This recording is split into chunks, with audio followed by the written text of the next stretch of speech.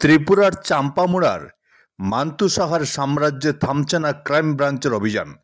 মান্তুর পূর্ব চাম্পামুড়ার godown অঞ্জলি traders এজেন্সিতে হানা দিল বিশেষ দল।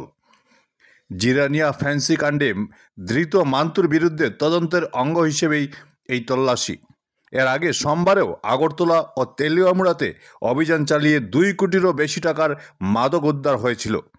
গোডাউন থেকে সিসিটিভি ফুটেজ ও নথি বাজেয়াপ্ত করা হয়েছে। সূত্রে জানা গেছে, খোয়াইসহ আরও কয়েকটি জায়গায় হানা দিতে পারে ক্রাইম ব্রাঞ্চ। নেশা বিরোধী এই পদক্ষেপে খুশি রাজ্যবাসী। আজকে আমরা ক্রাইম ব্রাঞ্চ থেকে আমরা এখানে এসেছি পূর্ব চাম্পামুড়া বাইপাস এরিয়াতে। এখানে আপনারা সবাই জানেন জিআরপিপিএস কেস নাম্বার 104 যে জিরানিয়া কাণ্ডে জিরানিয়াতে যে স্কাপ উদ্ধার হয়েছে, এই কেস মূলে আমরা বিভিন্ন জায়গাতে ইনভেস্টিগেশন করছি।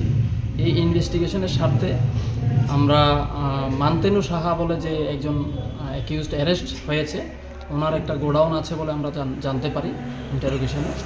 তো আমরা আজকে ওনার যে গোডাউন এখানে অঞ্জলি ট্রেডার্স এজেন্সি, এই গোডাউনে আমরা রেড করতে এসেছি। এখন আমাদের রেড জারি আছে। প্রয়োজনীয় কাগজপত্র যেগুলি পাওয়া যায় আমরা ইনভেস্টিগেশন স্বার্থে নিয়ে যাই। এখন অবধি কি কিছু সিজ করেছেন?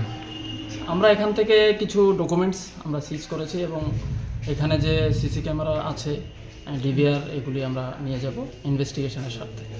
আচ্ছা, এই রাবারগুলি কার? যে রাবারগুলি আপনারা ইনভেস্টিগেশন করে দেখা যাবে। গোডাউনটা তো মান্তানু সাহার নামে, এখন আমরা ইনভেস্টিগেশন করে দেখব। আচ্ছা, মান্তানু সাহাকে জিজ্ঞাসাবাদ করে আর কারণ নতুন নাম পেলেন এই কেসে? এটা আলাদাভাবে ইন্টারোগেশন টিম আছে, ওনারা দেখছেন। আচ্ছা।